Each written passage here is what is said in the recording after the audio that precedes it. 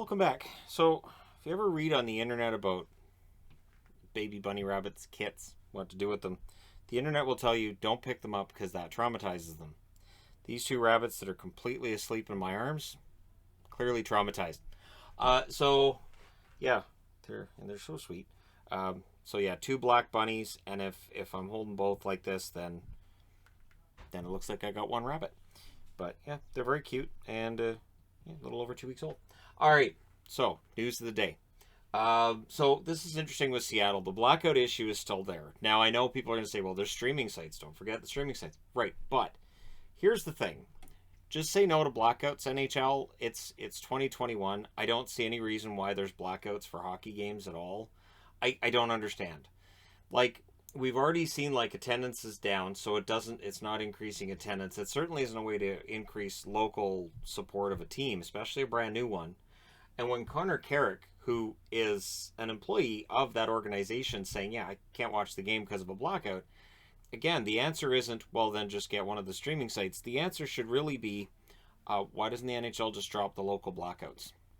Like, I understand out of market to some extent, but the local blackouts just feel really outdated in a league where, again, the attendance is down. There's a lot of reasons for that. A lot of reasons.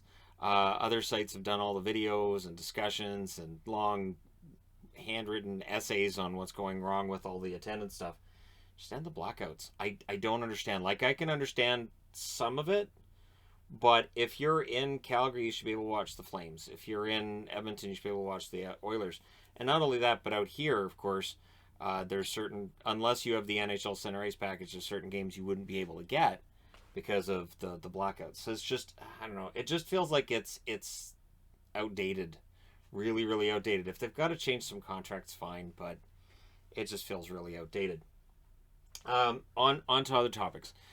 Good news for Montreal fans. Jake Allen and Joel Edmondson at practice. Hoffman's still out for at least one more week, but Allen and Edmondson look like they're close, and for Allen, it's just a matter of him being medically cleared to play. So that's what they're waiting for, is the clearance. And so we'll see how long it takes for him to come back, but for Montreal, you got to find some positives. Carey Price isn't skating right now. He's still doing off-ice workouts. Feels like Price is still a ways off, so Allen's the best hope that they have in goal. Interesting thing here with the Flames, of course, I'm wearing a Flames jersey underneath all this bunny. 11 wins in 19 games, which is good, but the 7 wins by shutout are remarkable. They have 10 regulation wins. 7 of their wins are by shutouts. So Markstrom and now Vladar are becoming quite the story. But when it's both goaltenders getting the shutouts, that tells you the defense is pretty good. And if you watch the game between them and Boston last night, they absolutely controlled Boston. That was the best control I've seen them get. So while people are still on about the power rankings, they're in the top row right now. So whatever it was on Saturday, they're in the top row right now. But anyways, yeah, so we'll see how long they can keep this up. It is a remarkable number of shutouts. We'll see how long that continues to remain remarkable. Vegas news, Max Pacioretty may return on Wednesday versus Nashville. He's been ruled out for tonight. Sweetie, you're slipping a little bit. All right, I'll just hold the bunny. So Pacioretty may return Wednesday against Nashville. And, of course, for Vegas, they had that great homestand, so getting Pacioretty back could absolutely mean they continue going in the right direction. So all the discussion about whether or not Vegas might be done, they might be out, it's all done for right now. Vegas looks pretty good, and so we'll see. This rocking back and forth, this is a parent mechanism, and all parents have that. So, yeah, it doesn't go away either. You just sort of rock when you're holding, in this case, baby animals. I don't know that it reassures them, but it reassures the parent. Jack Hughes practiced in a non-contact jersey for the New Jersey Devils, and of course they've done well without him. They've kept their head above water. They're in one of the 2 wild card spots in the East.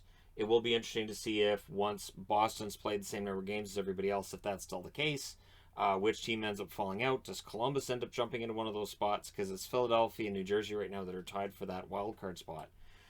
So yeah, and Philadelphia's got the edge for having more regulation wins than New Jersey has. So we'll see. But for New Jersey, they've done well without Hughes, and once he comes back, we'll see if that improves them as well. Interesting news, too, with Columbus. Speaking of Columbus, Danforth looks like he's going to be a healthy scratch for tonight's game. Hoffman, Domi, and Roslovic likely to be the fourth line. That's a pricey fourth line, and Roslovic being on the fourth line, I've got to be honest, kind of surprises me a little bit, but his production just hasn't been where you want it to be. So that's going to have to be a very prominent fourth line for those guys to start getting more minutes than what they've been getting. But yeah, so for Columbus, it's been an up and down start to the season. We'll see how it goes for them tonight and going forward through the rest of the week. But they're in the mix, right? They're in the mix, and if we've learned anything over the last 4 years, it's when they're in the mix, they're very capable of rolling off some wins here and there and maybe getting into a playoff spot.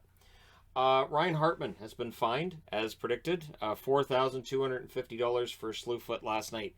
I agree with some online that say that what probably made it so he didn't get suspended is that he catches the player on the way down and makes sure that there's no injury resulting. And I think also the fact that he was willing to fight when he came out of the penalty box for that, he realized he screwed up. So while the player is going down, he's like, "Oh, that's not good." Realizes what he's done, and so I think that's why there wasn't a suspension here. So Hartman gets the fine. It is the maximum allowable under the CBA, which of course always brings out the all the comments regarding that, but it's the maximum that's allowable. Wade Allison. So if you're a Flyers fan and you're looking for some good news on the injury front, Wade Allison has been cleared to start practicing. So he's getting closer from a high ankle sprain. The bad news is that Forster got hurt on the weekend in the AHL, and he's likely to be out for 5 months. He was the number 23 pick in 2020, so he'll be out for a while, and that may very well end his season, of course. 5 months is a long time. So we'll see. But for Allison coming back, that could be huge for the Flyers. The Flyers have had some mixed results lately, but yeah, I really think that with the addition of Allison, if Hayes can stay healthy and all that, I think the Flyers are going to surprise some people. Coming out of last night's game for Vancouver, I didn't even see this until I had already done the Steve Dangle podcast, which is probably good because I would have talked about it. And yeah, Travis Green after the game last night. Okay, I'll start with this. JT Miller, frustrated, says that they're not mentally tough enough right now, and they need to work on that. So players in the locker room are like, we've got to work on this. This isn't good enough. Travis Green, on the other hand, says, I'm not disappointed in how we played.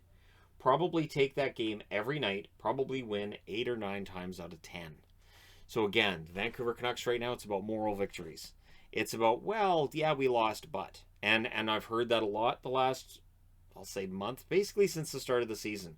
There's been a lot of games that you can look at as a fan and say, well, we only lost by a goal, or, well, there was this one player, well, we outshot him and outchanced him, so, but that only goes so far. And when you're as far out of the race as the Canucks are right now, and you have played more games than the teams you're trying to catch, it's all not good. So for Vancouver, we'll see what happens. But the fact that the players are saying we're frustrated, we don't think we're mentally there, we're trying to figure this out.